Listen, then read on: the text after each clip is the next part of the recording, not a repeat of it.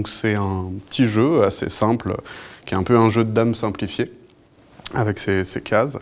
Et donc je vais jouer contre les élèves, sauf que moi je vais jouer la machine, donc en l'occurrence une intelligence artificielle qui est représentée par ces boîtes d'allumettes. Donc en fait, toutes ces boîtes d'allumettes là, c'est un peu tous les coups possibles à ce jeu, sur lesquels je pourrais répondre, et tous les coups sont représentés ici. Donc moi je vais jouer l'IA, et je vais vous demander de jouer contre cette machine. Donc c'est un jeu résolu, il y a une manière ultime de jouer, mais là je la connais pas, et les boîtes d'allumettes la connaissent pas non plus. Alors qui veut essayer en premier, en sachant que là c'est le plus facile. Allez. Je commence ? Tu commences.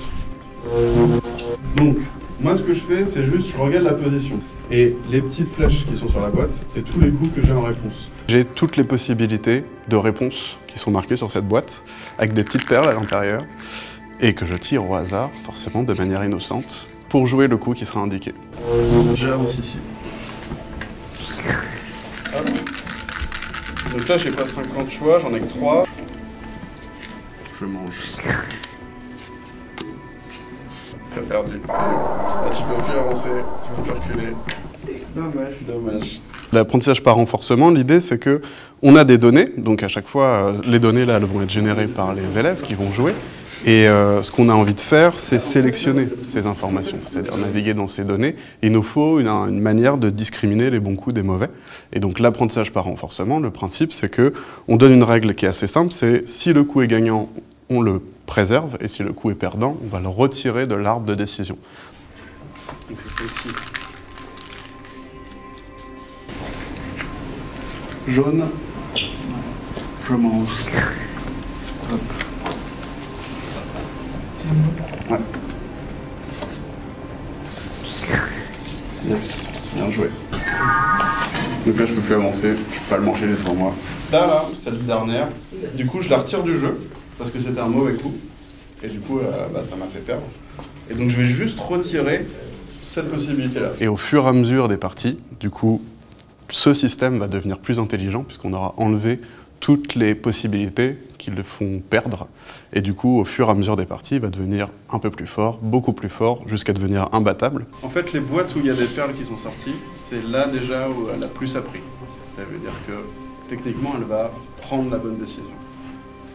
Donc tu peux jouer plus créativement si tu veux, si tu vas vers des positions qu'il n'a pas encore vues. Tu as encore diagonale. Là, j'ai pas 50 choix, hein, pareil, il n'y en a qu'un. Je peux que manger. Mais t'as un coup d'avance. Voilà. C'est gagné. Bien joué. Il faut à peu près qu'ils perdent 11 fois pour enlever suffisamment de branches pour qu'on tombe sur l'algorithme optimal qui fera qu'il gagnera à tous les coups. C'est un peu le paradoxe en intelligence artificielle, c'est que si on fait quelque chose de trop intelligent ou qui serait trop fort, il apprendrait rien. Pour apprendre, il faut qu'il se trompe et qu'il fasse des erreurs. Ce principe-là d'apprentissage par renforcement, il est utilisé dans des systèmes d'intelligence artificielle plus complexes. On peut permettre à des robots, par exemple, de se repérer dans un espace, d'éviter des obstacles, d'optimiser leur vitesse.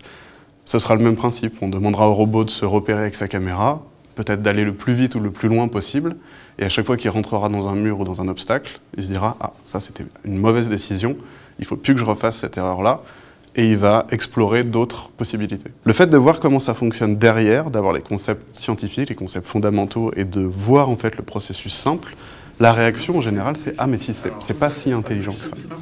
Et ça c'est important, parce que effectivement les concepts derrière ils sont relativement simples, et c'est la première porte qui ouvre la remise en cause de l'information.